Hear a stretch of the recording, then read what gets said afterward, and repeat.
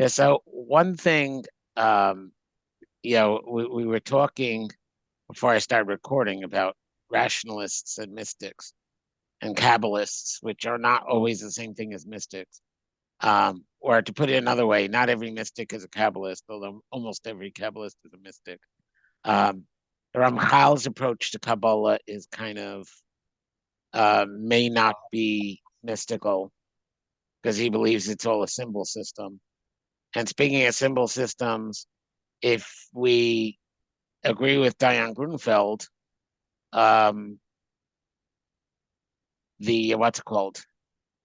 Rabbi Hirsch's symbol system is actually drawn straight from the Zohar, and that a lot of what's now in Chorev was in the margins of Rav Hirsch's edition of the Zohar. Oh wow. Yeah, it's a pretty, I phrased it with a disclaimer for a reason, but it is true that, as I'm learning, as I'm getting exposed, I'm not actually formally learning that much Zohar, but as I get exposed to more of these things, I do go, oh yeah, that's that idea I picked up as a teenager from collected writings, or like 6 and 7 and colors and Yeah. Oh, by the way, just yeah. water. Just I thought, wait a second. Okay. Not very kosher, but anyway, just water. Okay. Anyway, so but there is a basic thing about rationalism and mysticism. The labels don't work that smoothly. Yeah. Here's what I mean. Like nowadays, rationalism is very much tied to the scientific method, which wasn't invented yet when you're talking about Rishonim. So when a Rishon talks about being, philosophical, a lot of it is taking Greek authorities, idea of what's reasonable for granted. And that acceptance of authority is exactly what Kabbalah got the name Kabbalah to be about, right? It's the Mhm. received wisdom. So these rationalists are dealing with a received wisdom, right? But we're calling them the rationalists. Um, and then you have people, the line here. Here's another example. The Leshem is an interesting book. The Leshem was written by the the Leshem is written by 1 second. What's his John needs help getting in.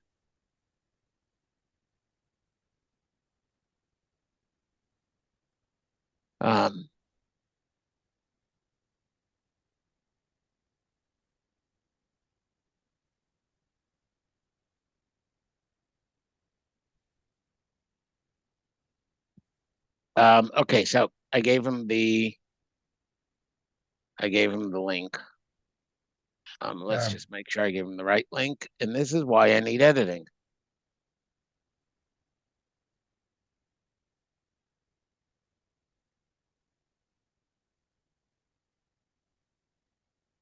Oops.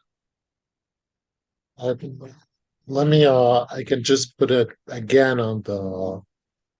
No, I just put the I had a capitalization issue. Okay, anyway, so back to where I was talking about rationalists and mystics. So yeah, so we have these rationalists who are not by today's standards rationalists. And then you have the Leshem, who's writing a book of Kabbalah, and he has this section called, or maybe it was a separate book, but bound in the same, like in John, you're echoing. So can you move? Thanks.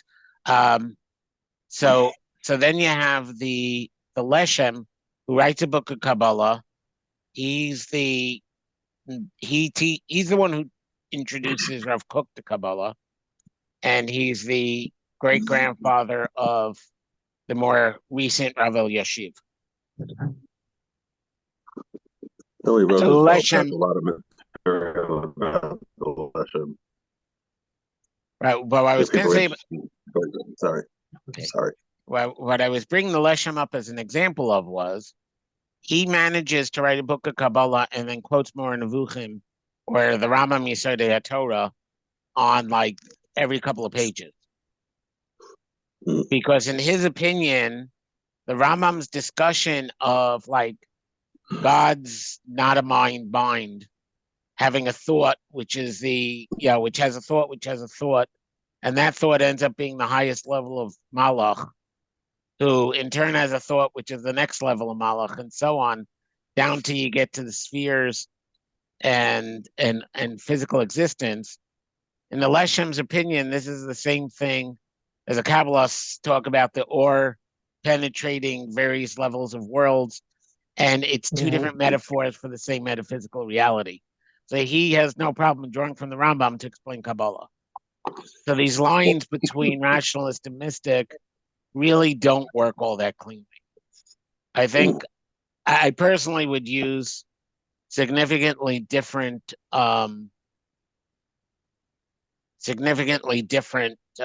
categories. I would say the rationalist is the person who is inspired by how much he understands of the world and how much he sees of God's brilliance and how the world works.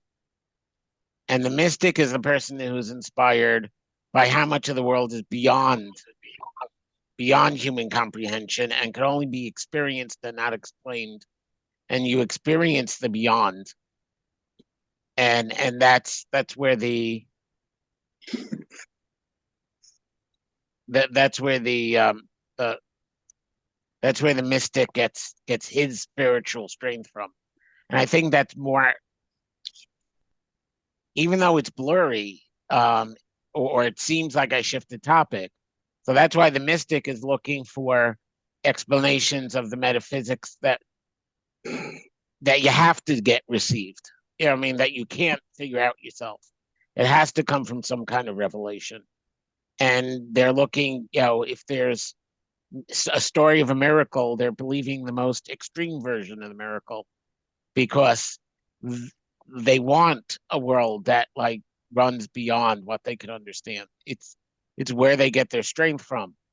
So I think that the tendencies as people is more of a telling difference between the rationalist and the mystic than trying to define rationalism and mysticism. But I would say that the person defines the ism, not the ism defines the person. So then we get to the Ran, right? The Ran here is a rationalist because we tend to call the people who like draw from the Greek philosophers rationalists. But he's taking this in directions that to us nowadays would read very mystical, right?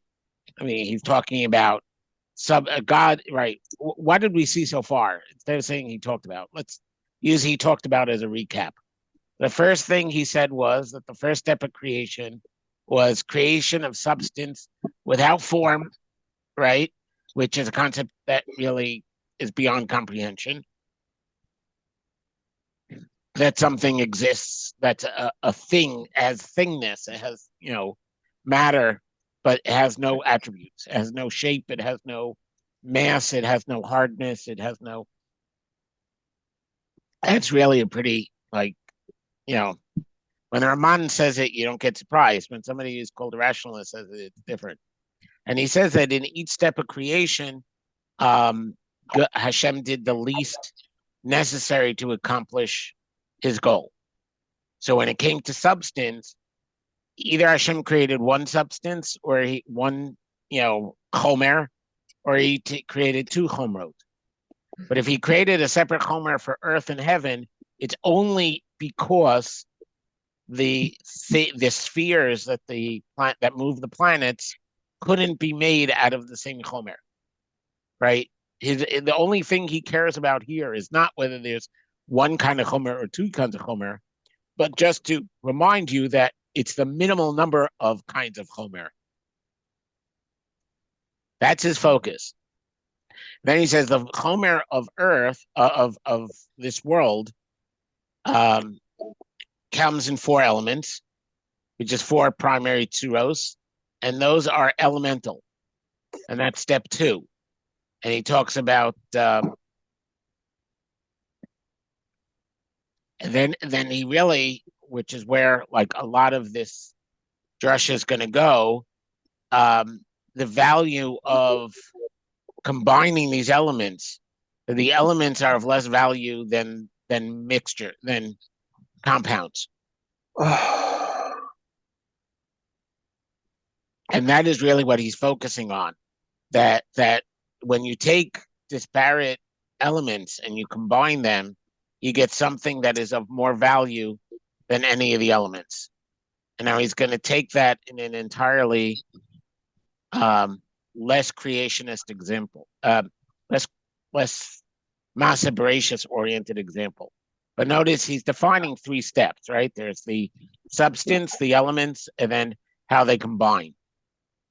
If you recall, I thought that how they combine may be the arayos in the mission of Ein Dorshim, according to the Maharal. The Maharal talks about how the things created combine, and right. The Masa Merkava was the metaphysics before creation. Masa Bereshit was the creation of elements, and then which is not, it's not the same three, but the third element, the second and third element, the creation of each individual item and then how they interact, were two steps that both he and the Maharal share in common. When we started looking at this current paragraph, but there's no meaning to the phrases current paragraph unless I share screen. Before I share screen, I would like Moshe Yehuda not to look at it. Because I've caused enough accidents in my life with my own driving. It's okay. It's okay. I'm good. Okay. So here, you all see I'm sharing the right window, correct? Yeah, You that's see right. Derashah. Okay. So, so now that he discussed how things combine, or the value of things combining, right? And he said that the reason why everything had to have one chomer is because otherwise combination was impossible. So even though there are four elements, there had to be one underlying chomer, because otherwise there would never be. They have to have something in common in order to change, in order to combine, to produce a combined form. As we said, he said, as it is, it's hard enough for elements to combine. If they had nothing at all in common, it would never happen. In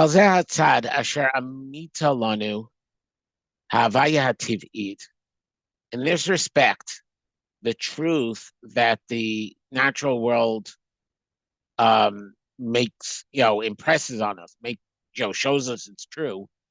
Humashe hifligu lanu razal b'shivcho morao shel hatzibur. So he's taking now the same principle of the value of combining elements and saying that this is why Chazal talk about the praise and the yira, the awe that they have for the community. Ad shamru, until they said L'olam tehei emas tzibur alecha, should always have the ema for the tzibur, some kind of fear or awe of the community upon you. Ad shematzinu shenenash adon hanaviyim bazeh. Till we even see that Moshe, the master of all prophets, was punished for this. But Amro Shimu Nahar Morim, when he says, when he hit, right before he hits the rock, listen now, you rebels. Ba'al pi shakol echad mitzad pratiyuso, each individual from his own individuality, each person, lo hayaroi lazeh, didn't deserve to be called rebels.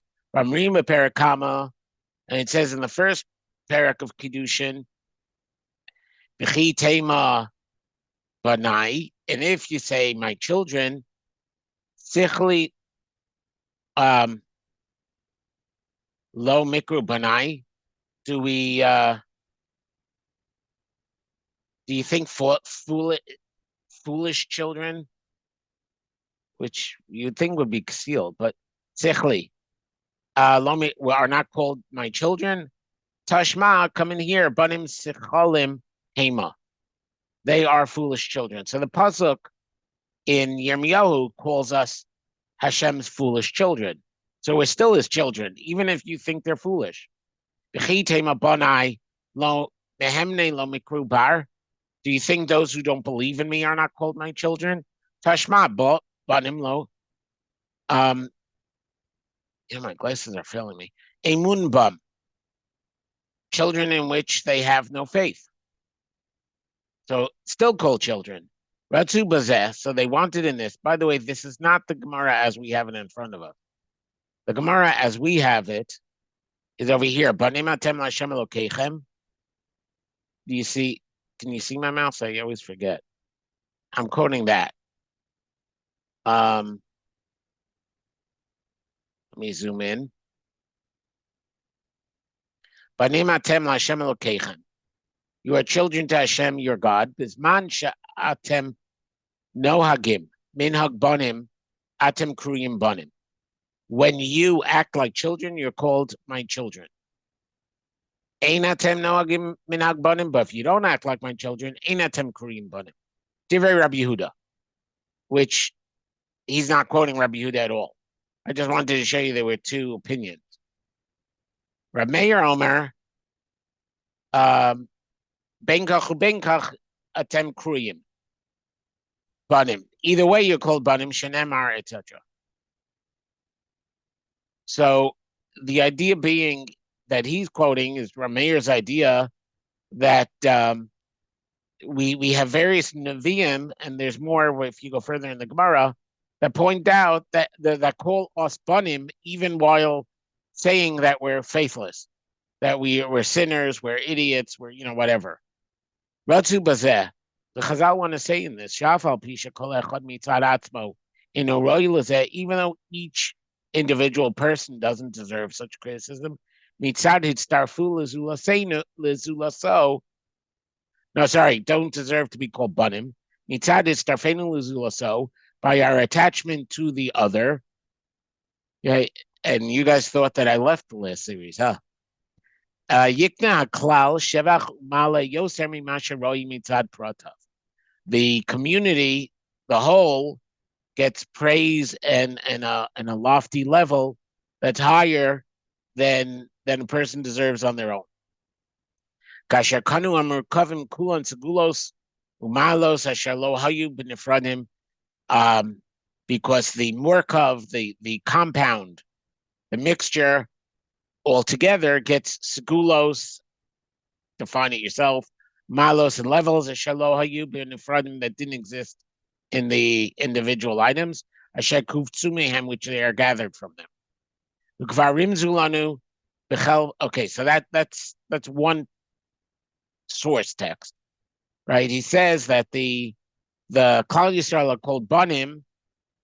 Hashem yells at Moshe for calling him for calling the people complaining for water hamorim, because no matter how much we sin, we're still banim. And the Ran is saying the individual may not be deserved to be called banim, but by unifying as a community, the community deserves to be called banim. So that's how he's understanding the difference between Rav Yehuda and Rav Meir. Rav Yehuda is saying, benkach u benkach, whether you look at the individual, you look at the community, right? A child is somebody who acts like they're your child. And he's saying, no, the second we connect other people, we're already sufficiently acting like, we're sufficiently emulating the Ribono Shel Olam that we're making a mixture that's better than the individual. And therefore, they're still called banim. Everybody okay with that? Before I bring the second proof text? Okay. Ukvarim zulanu b'chalvona. They make the same point by hinting at us with the chalvona in the ketores, which one of the spices in the ketores. Shehushma im simane ketores. It was put with the other spices of ketores. V'yamin hanira shetavsidosam. And you would have thought that they would cause a loss, they would damage the mixture. That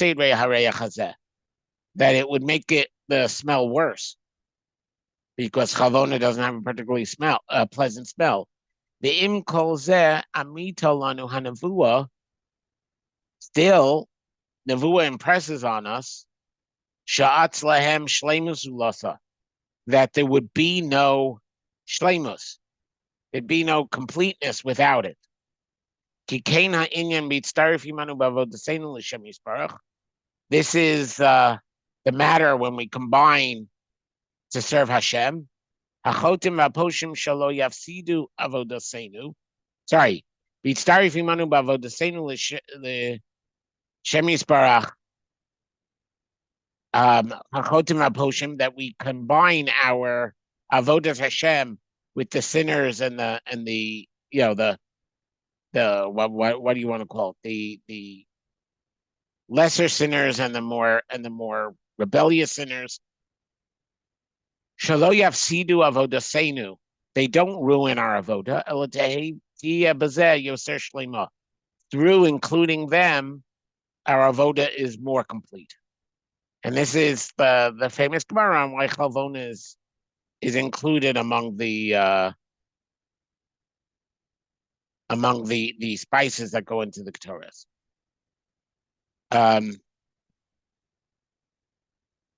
By the way, the Gemara in Breishis says,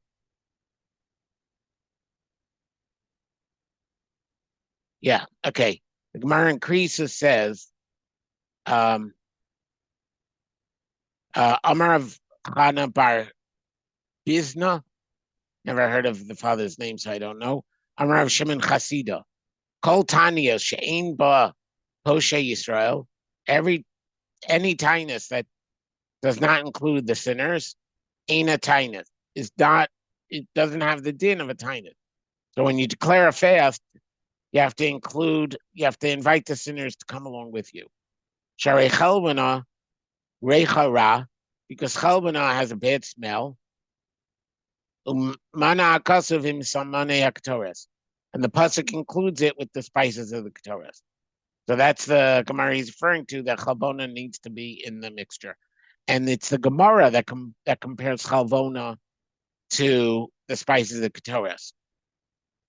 So while I started out emphasizing that the Ran seems to be jumping from elements to people, as though he's making some modern statement about emergent properties and how the items relate could be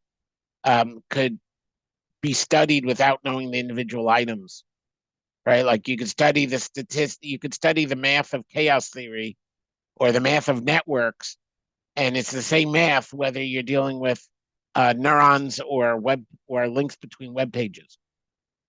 So it looks like he's saying this from his own, rationale, that he's giving you a broad statement about mixtures, regardless about what you're mixing. But he's not doing anything the Gemara in Breishis didn't do, or Shimon Chasida didn't do, by comparing the ingredients of the ketores with the population of people who have to be included when you declare a tinus. So that's how he's jumping now from creation to the need for community. Okay, now he's going to pick up on a contrasting point. So we have to make sure everybody is on the same page before we go to the next page. In my word file is the next page, so bad pun. Okay. And we're off. Vihine zeh kulo afal pi she'emas oso teva havaya vin vihine kol zeh kulo, all of this afal pi she'emas oso teva havaya v'nimshchu alav divrei razal. even though Shemus also Teva Havaya, existing nature tells us it's true. V'nimshechu alav divrei Chazal, and we found sources in the one among the words of Chazal. Yerazar ma'od b'iyun hefech. It's going to seem very strange, and actually the opposite. Mimashin Nivna of Sefer Koheles, from the point that Shlomo Melech makes in the book of Koheles. Kihu psak hadin tchila sifro, because he paskins like it's law in the beginning of the book of Koheles.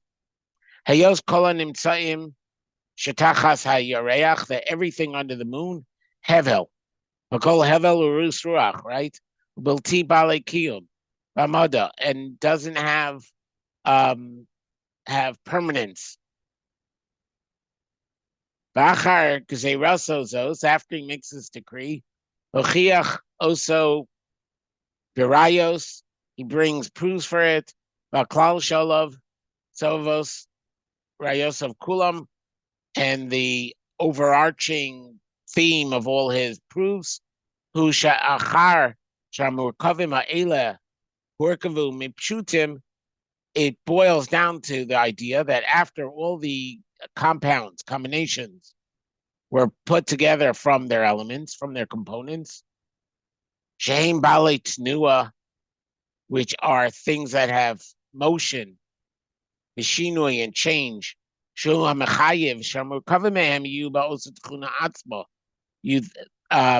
so therefore you would think you would conclude it necessitates that the compounds also have this ability. Hisham Gamkain is Kir Ayisodas Kulon, because there Shlomo also mentions all the elements. Echad Mehan Kiyum Vamada Bilti Lioser Chaser Shebehem. None of them have permanence except for the lowest of them, the one that's lacking everything. Behu Yisoda Aret. Now he's bringing up another theme, and that is the element of earth does not have either attribute. So let's now talk about the attributes of the elements before we read the rest of the sentence. There's two attributes associated with the elements. There's wetness and heat. The earth has neither. Water is pure wetness. It doesn't have heat. Fire has heat and no wetness. And air has both features.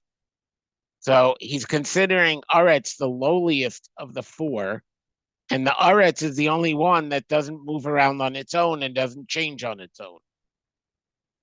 So now, none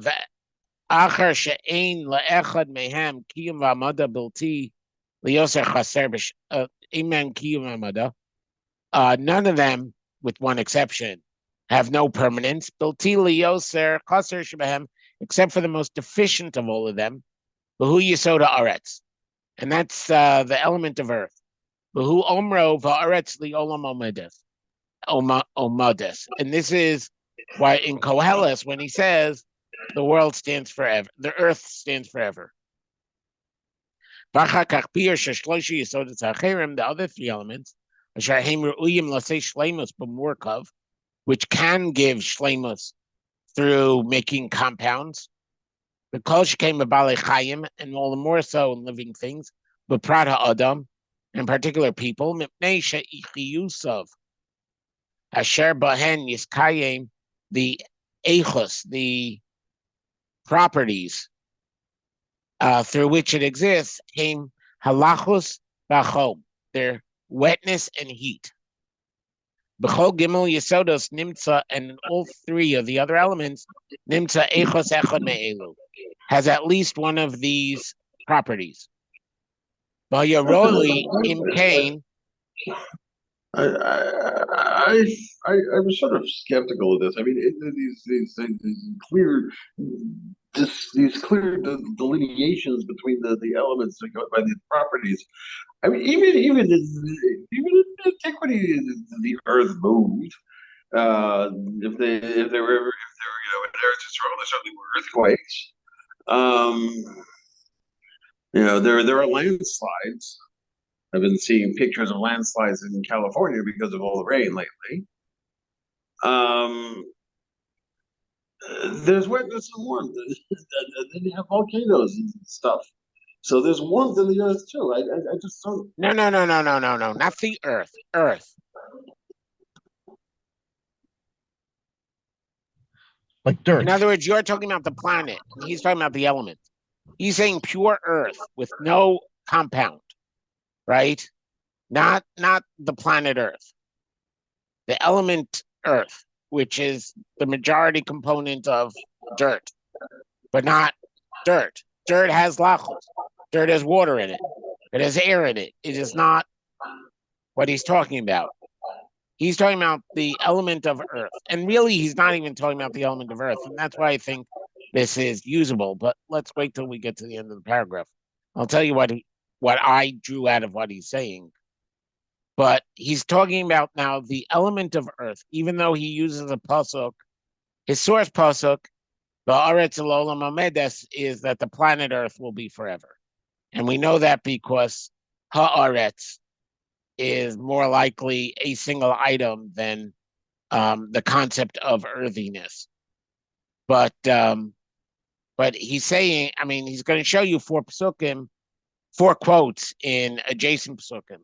So in Koheles psukim Daled through Zion, he's going to show you that each of the elements are referred to, and therefore he believes that Shlomo Melech was referring to the four elements and saying that they're all flawed.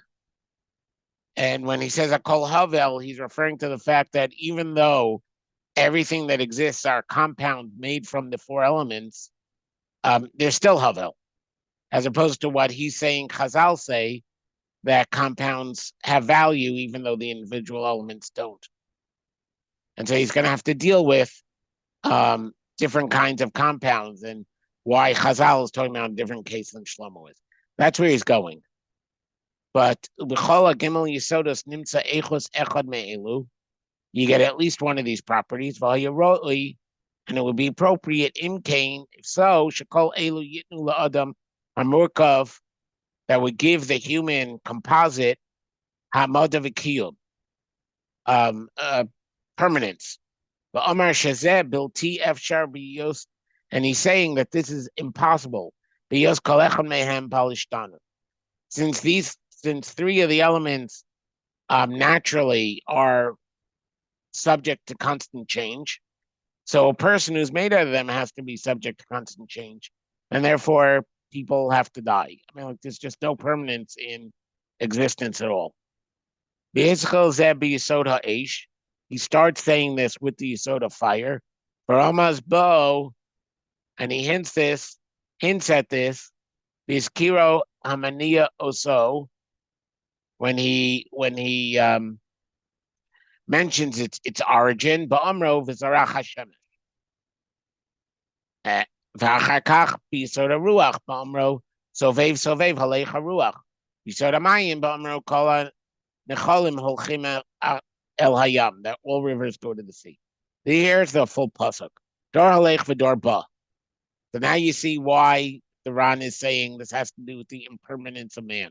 Generations come and generations go. The Aretz Lolam Omedes. Only Earth stands forever. The Zarach Hashemesh, and the sun shines. Uba Hashemesh, and the sun rises. Actually, usually Uba Hashemesh is the sun setting, no? The El Mikomo Sho'ef, it's drawn toward its proper location. Zoreach Husham, and it shines there. Holech El Darom, it goes to the south, the Sovev El Tzafon, and then goes around to the north. Sovev Halech HaRuach, round and round goes the wind. Al Svivav Shav HaRuach. Al Svivosav Shav HaRuach. By going around, it ends up back where it started. All the rivers go to the sea. And the sea never fills.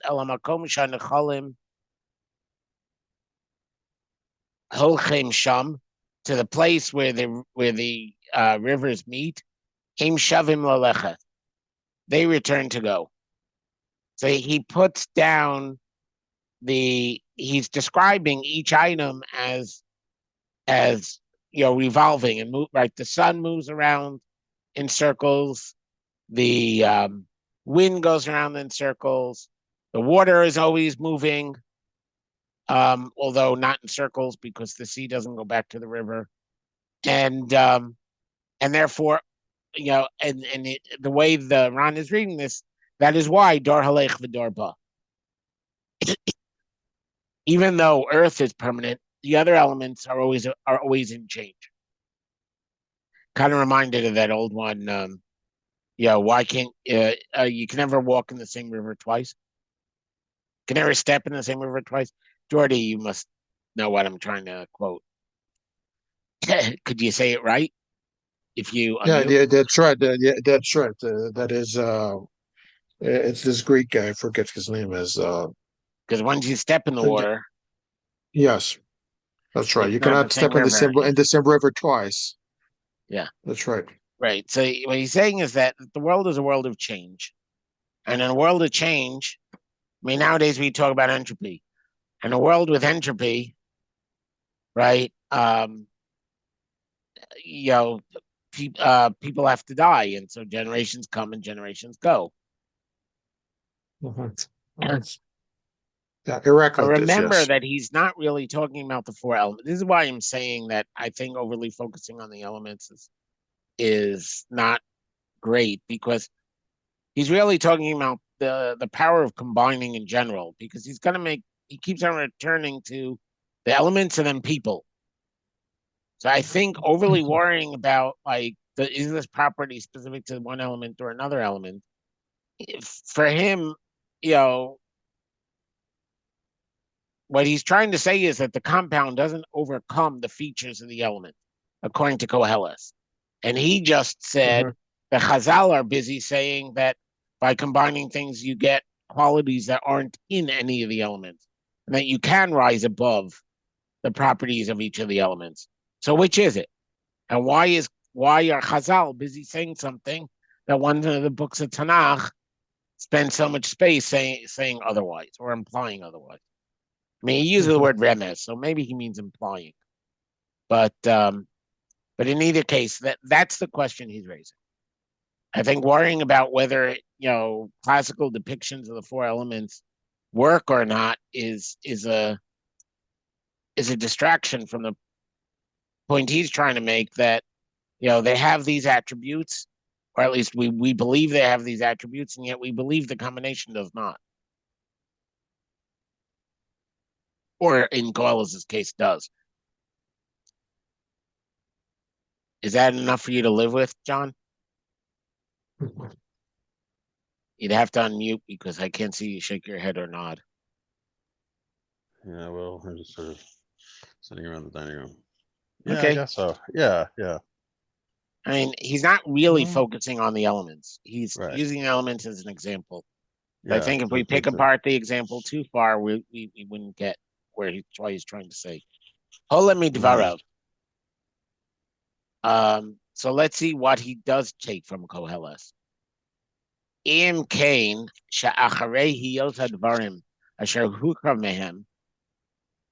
In the view of the fact that things, hanimsa tachton, things in this lower realm, right, the terrestrial realm, right?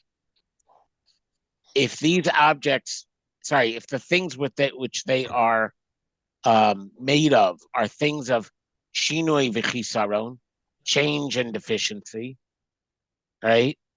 Meaning what? Well, nowadays we'd say they're changing because they're deficient in entropy, and therefore they change because they have to accumulate more entropy. But that's not what he's saying. He's saying is the thing, right? Everything, all the elements have defects, and three of them are subject to change, and that's really what drives change in the physical world. He's saying that it's impossible for the compound to be more whole than the ingredients. The achar shehochiach zeh mitzad elu Atainos, after he feels this is compelled. From such reasoning, Amos Gzeiraso Mitzana Nimtza B'chush. He confirms what he's saying by appealing to what you see, what you sense, what you feel. He call Amurkavim, Dorchim, Derech Pshutehem, all compounds partake of what their components are, the features, their components. The Yotzim Bikvosehem, Leos Kol Inyanehem Shinui Tmura, and on that consequence, right? Because the elements are elements of change and deficiency, so too the compound has change and deficiency, right? He's saying that as a look around you. I mean, you see people are defective, and nobody's perfect, and we're always changing. Im Kain Divrei Shlomo Alav Hashalom, the words of Shlomo Svetanosov, and his arguments. Soser Maklal Asher Hinachnu. They contradict the principle. Binyan Gamzein Gamkain Yig Iyun, and thinking about it, Gamkain Yigzorzeh would also come to this conclusion. Ki roi shebehemtze davar echad levado, it would follow, or it would be appropriate that in the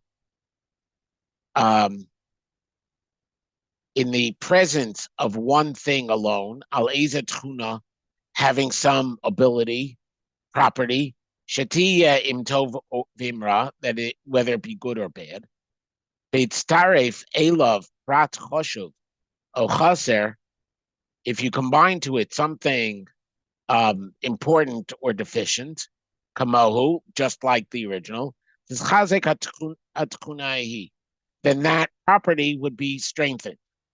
More so than it was before, which is chayev im kain bein elu advarim stira. And therefore, these two viewpoints are in contradiction to each other.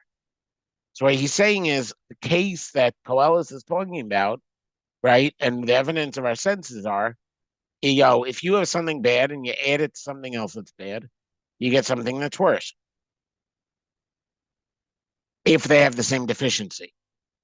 So if you take two things that, are too hot and you put them together, the result's still going to be too hot. I mean, there's just no getting around that.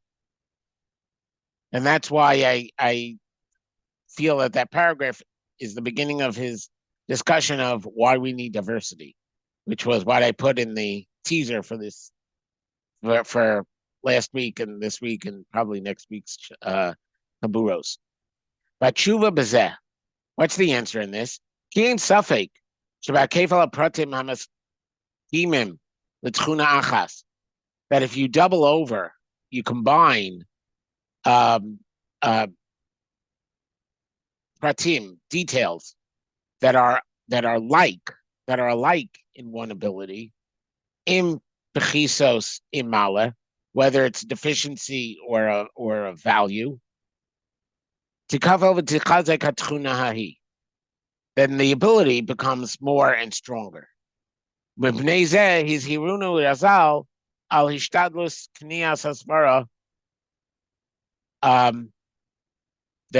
warn us to go try to what's it called? Knias Asvara, to try to acquire logic or wisdom, but Amro Uknei Lecha Chaver. Right, I say Lecha Rav Uknei Lecha Chaver. Right, get yourself a Rebbe and acquire a friend. How is acquiring a friend a connection to continuation to Asay Lecha Rav? Because you're not going to think straight unless you have a chavrusa. And he doesn't really mean chavrusa in the sense that we use it now to the guy you learn with. I mean, you have to hang out with people who help you, who match your deficiencies, so that somebody comes up with, reasoning that works out straight. Or at least you as a group will get there. V'hu shamar Shlomo Melech, returning now to Koheles, but now like 3 prakim later. Tovim shnayim in echad the gomer. 2 are better than 1. Ki im yipolu echad, because if one echad, if one falls, gam im yishkavu, or if one lies down, etc. So here's the pasuk. Tovim ashnayim in echad. It's on the side. 2 are greater than 1. Asher yesh lahem sachar tov ba'amalam, because they will have a good reward through in their labors. Ki im yipolu echad, if one falls, yakim es chavero, the friend could help him up.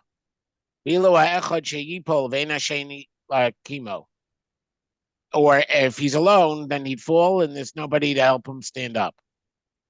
Gamim yishkavu shnayim, if 2 lay down, techam lahem,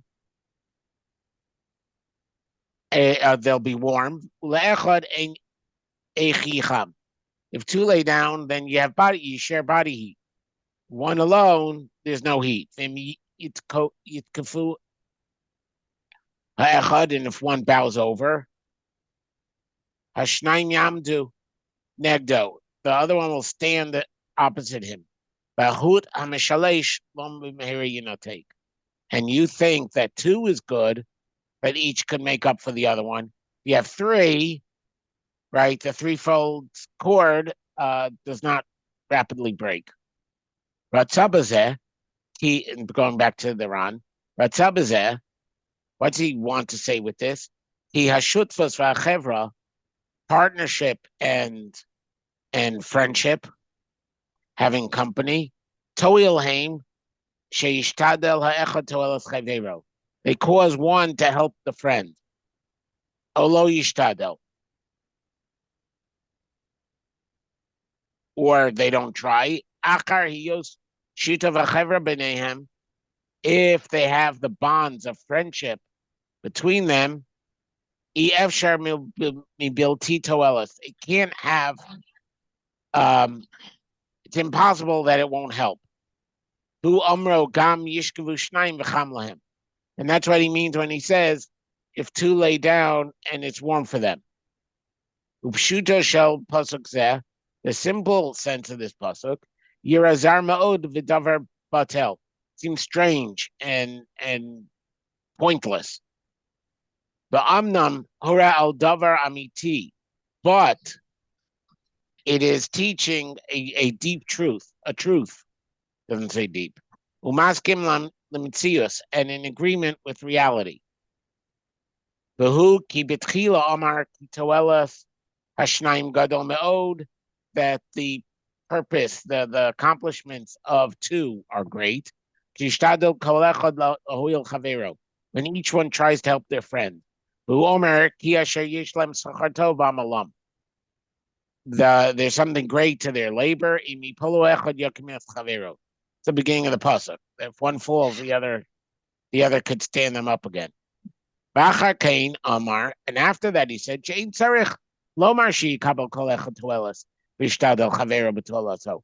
I don't even have to tell you that you're going to get benefit if your friend tries to help you. Or to fix you. Even if he doesn't try, you still get gain. And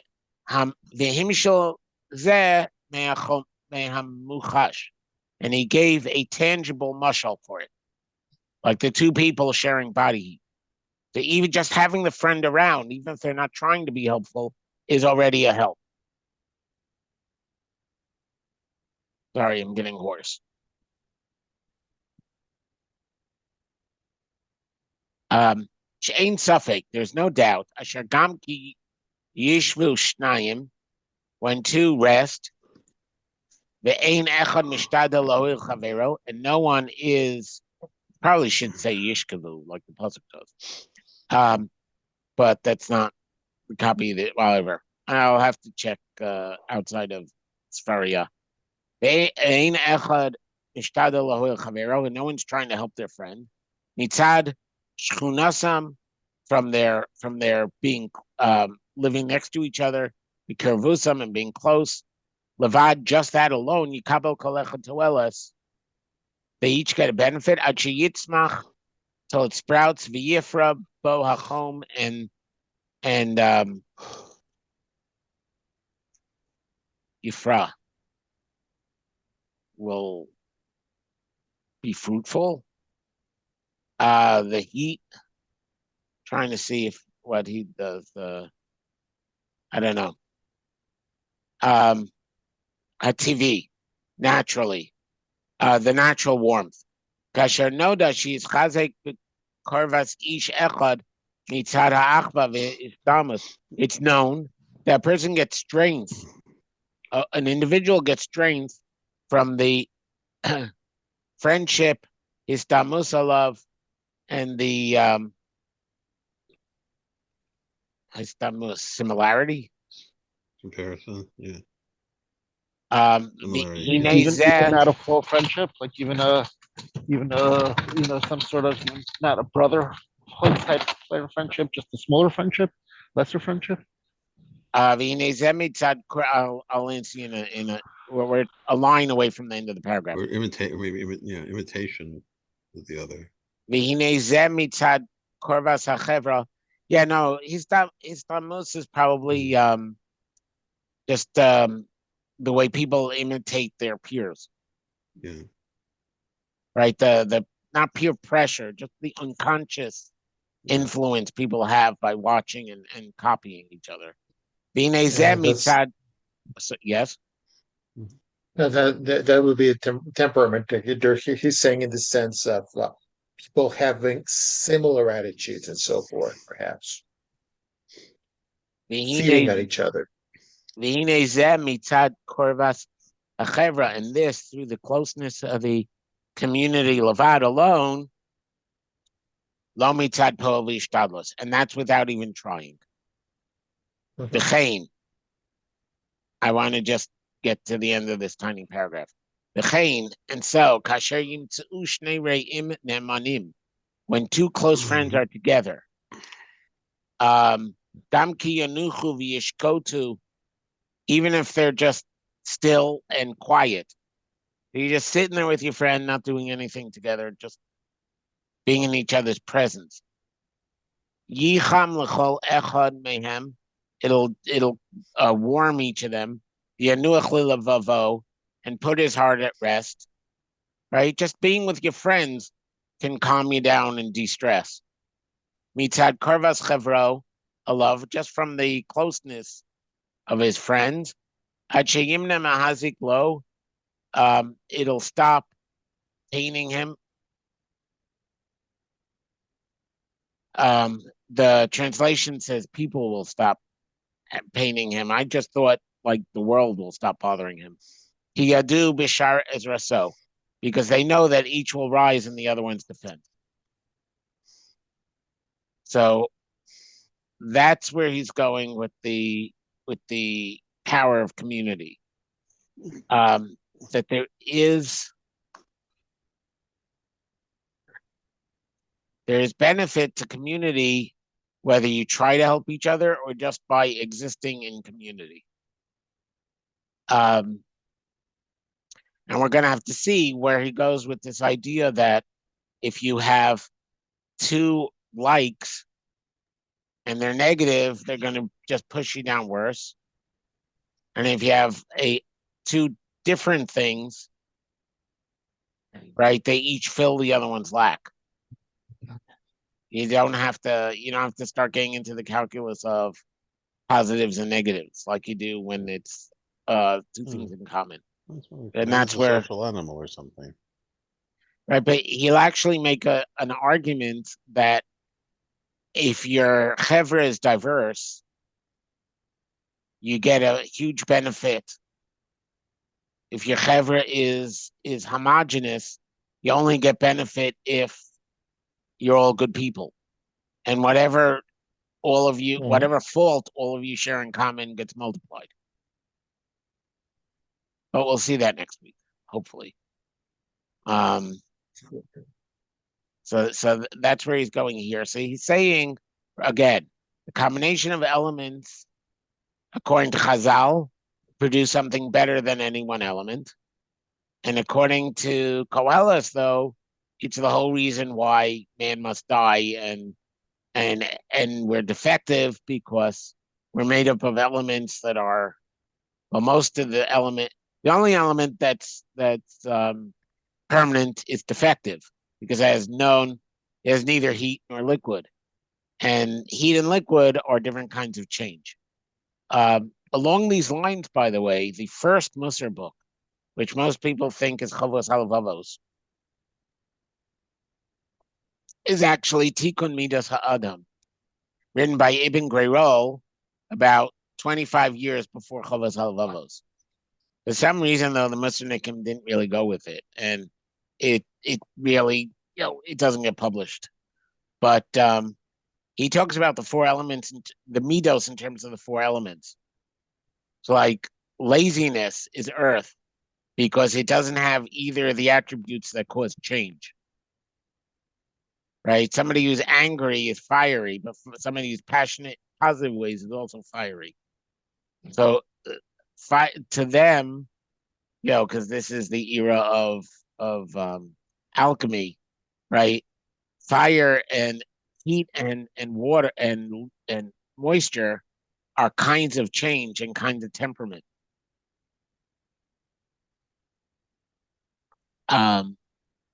So when they see, like, that the human's a compound, and the fact that one of the elements in the compound is fire is where the midah of Ta'as would come from or be rooted in.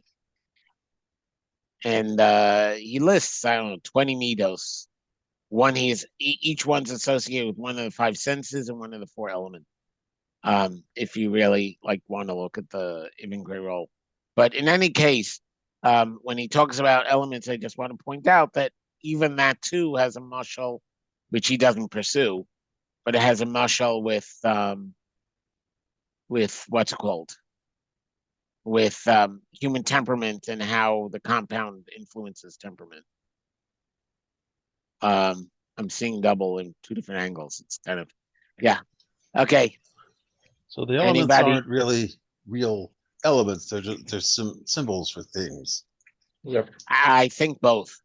I mean, is the Ron using? I mean, he's accepting Aristotelian physics and metaphysics as as we'd accept, I guess, the basics of physics today. Right, but he's trying to say that it all came from Shlomo. I mean, I've heard of the origin of science being. No, he doesn't say anything remotely like that. He just assumes that the four elements are real, and therefore, if Shlomo's talking and happens to have correspondences to the four elements, it must be because, he doesn't even think of this as theory. There are four elements, right? Shlomo could have referred to the four elements without even having articulated the idea that there are four elements, because there are four elements. Like, if you look around, there's clearly four elements. Right. He looked around. I mean, but that's not. This is also. Now, this gets to what I was saying to John, that to him the elements are metaphoric and literal, right? Like, they actually exist, but we could use them as metaphors. Like when a Rebbe nowadays talks about your spiritual DNA, right? He doesn't really, I hate the metaphor, but he doesn't really mean that there's, deoxyribonucleic acid sitting there in your soul, right? It's just a metaphor. The metaphor he's using is something he thinks is real. And so he thinks he can he's analyzing the way his generation's physics work to flush out details of the metaphor. For us who don't believe the physics, I'm going to emphasize the metaphor. But he was talking about the way he thought the real world really worked. He wasn't, only using them as metaphor. In other words, the fact that the world changes because it's made from components where the world is defective because it's made from components that's defective, is a truth that he actually is asserting. He just cares about the truth because he wants to talk about the whole pattern of how to combine things to get rid of deficiency. but he's not asserting the physics, right? I just don't think we in the 21st century should really be obsessed with the physics because it's not our physics. Like there are, by the way, 4 elements. In the sense that there are solids, there are liquids, there are gases, and there's energy or plasma or whatever you want to call fire. So their observation does have an analog in the physics, in physics that we haven't disproven. There was something they were looking at to actually be those 4 things. That doesn't really mean, though, that everything they thought about those 4 things, whatever. You understand what I'm saying? They weren't idiots. They looked around the world. They saw 4 things. We can still identify those 4 things. We just don't think they're elemental. You think they're states and not elements. Yeah. Hold on. They're phenomena again. Yeah, well, that's really what he's talking about now when he talks about combinations is how phenomena emerge from components. I hear that. Right, the human as a phenomenon. What is that?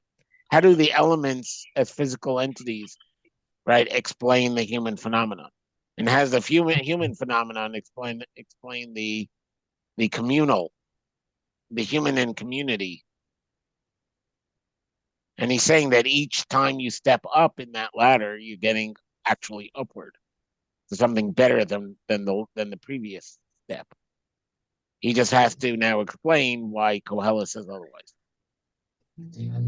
Something I was thinking. I'd need to check Kohelet, but I mean, the Iran is thinking about community in a way that Kohelet is not. When I think of Kohelet or other, let's say, other wisdom books, I mean, Mishlei, you name it, it focuses on the individual, not as much on the community. Right. If you want to see if you want to discuss communal behavior, you need to go but he's not discussing communal behavior. He's telling you to have awe and respect and commit yourself to community. Okay. He's giving you the value of community, not to understand how community works, but to drive you to be a participant in community. Mm-hmm. Like if you want to increase your own worth, be part of a community. Of course. Because even if they don't consciously help you, just their presence will help you. That's one way of saying what we just saw.